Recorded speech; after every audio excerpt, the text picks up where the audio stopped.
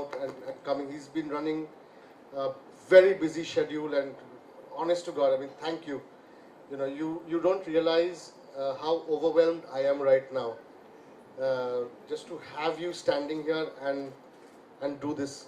For a debutant author, it's more than a dream come true, and I really want to thank you for taking the time out and supporting the book. I've already have had a take on 3 of the stories. I know. Jackal and Otto-Shankar and Ravan Raga. Thank you so much. No, but this is amazing. I already have my eye on one. On one of the stories? I can't say. There's somebody standing before me, so I'm waiting it out. Thank you so much. Thank you so much for coming. We just have a couple of questions for you, and then you, yeah, please.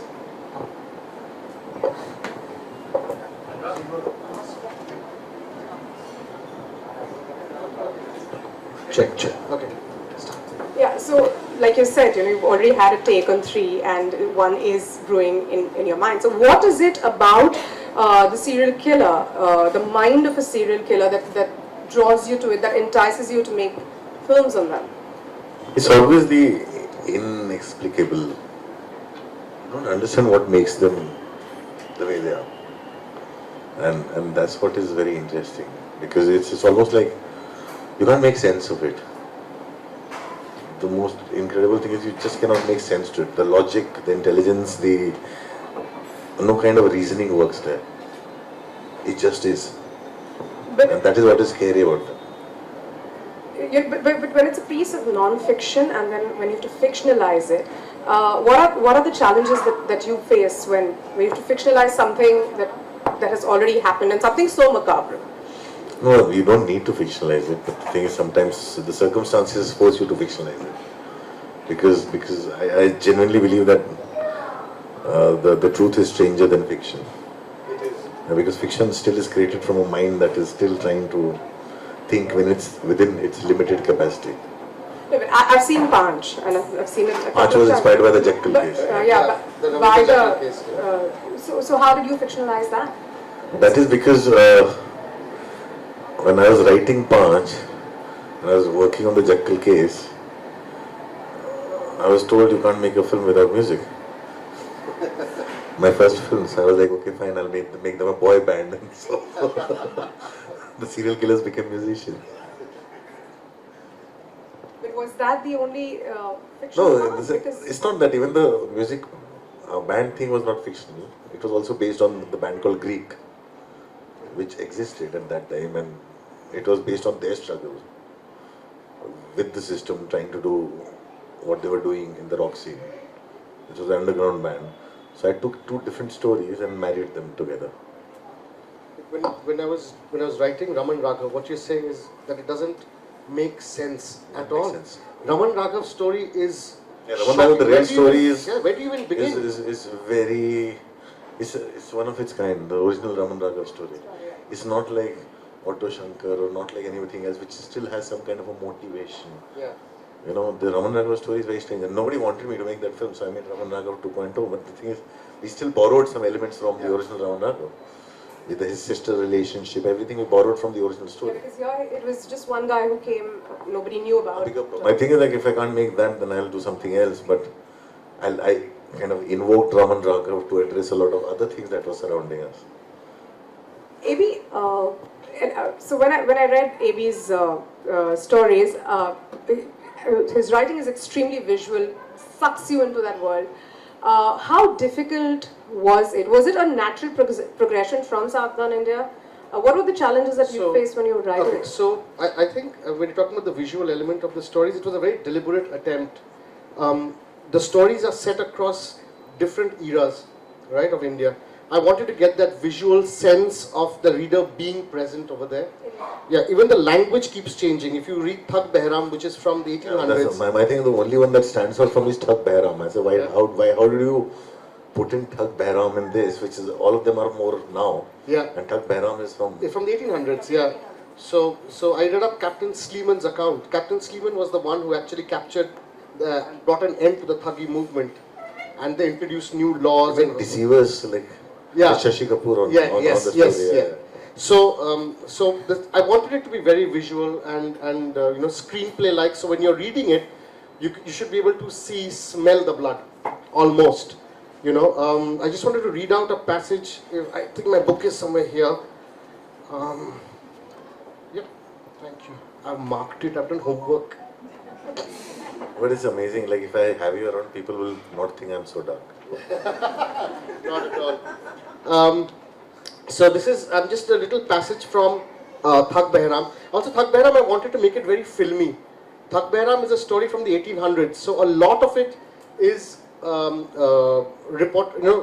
taken from reports and all of that. But a lot of them is also imaginary scenes, because I don't know what Thak Behram actually did, in a sense that there are no day-to-day accounts of his life, right?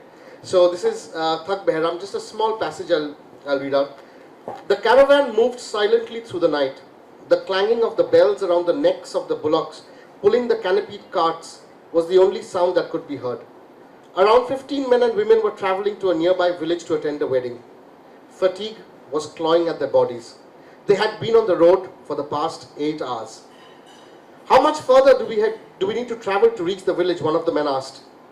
Or 10 kos, replied an old man, the senior-most person in the group.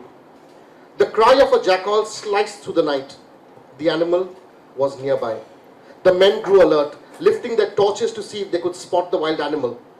Suddenly, the leader of the caravan halted his cart and put up his hand, signaling the others to do the same. Men, arm yourselves, he yelled. 2 of the 7 men in the party pulled out daggers from their kamarbands. They were carrying these to protect themselves, having heard about a dangerous group of dacoits prowling in the area. But what they saw instead was one of the victims. In the middle of the road lay a man who was groaning in pain. They left me for dead. They robbed me of everything. Water. Please give me some water. The men helped him lean against the wheel of one of the carts. After drinking his fill, he narrated his story. His name was Sukram, and he had been traveling with his wife. They were headed to a nearby village. He was poor and hence traveling by foot. A gang of dacoits pounced on him, looting everything, including his wife. At this point, he broke down. The travelers, they were shocked. One of them gathered his courage and asked, was it him?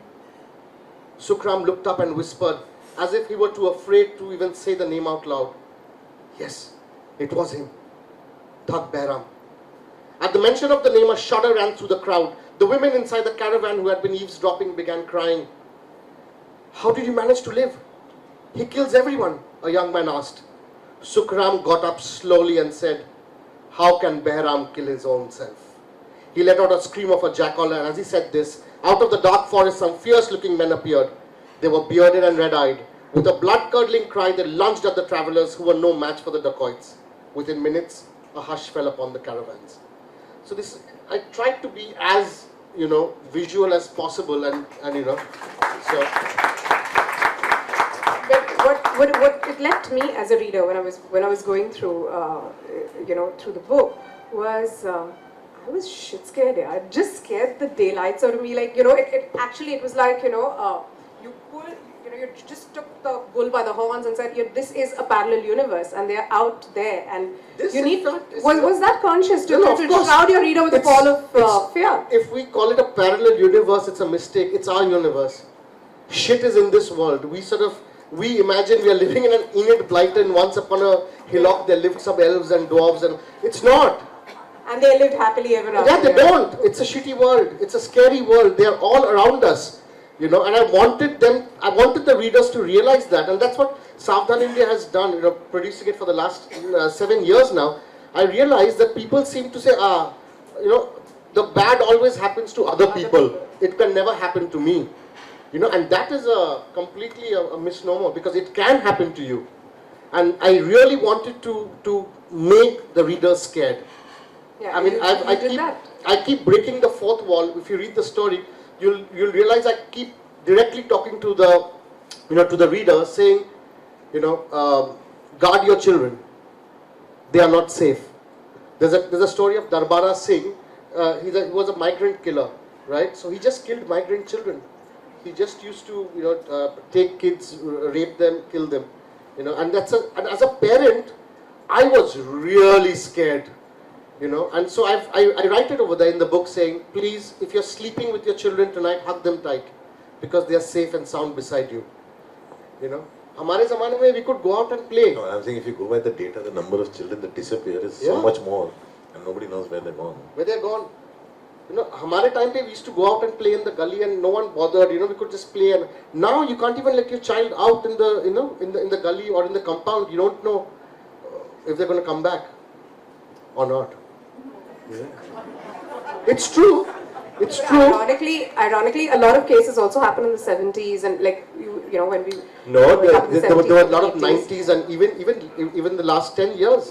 There have been cases. The beer man and the stone man have happened recently. You know what they say? No? They say only like 10% of serial killers in the world have been found and discovered. So there could be a serial killer residing in. Just needs the It's little. us. Right. Okay. You need to go or you okay? You need to go, right? Okay. So before you leave, I just want to present you with. I grew up in Kalimpong. Yes, this too. I grew up in Kalimpong, so it's a tradition there that we present Tibetan khadas.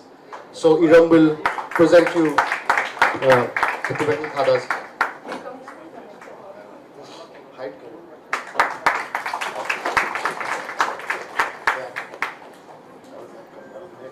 I know you're in Jalpaiguri.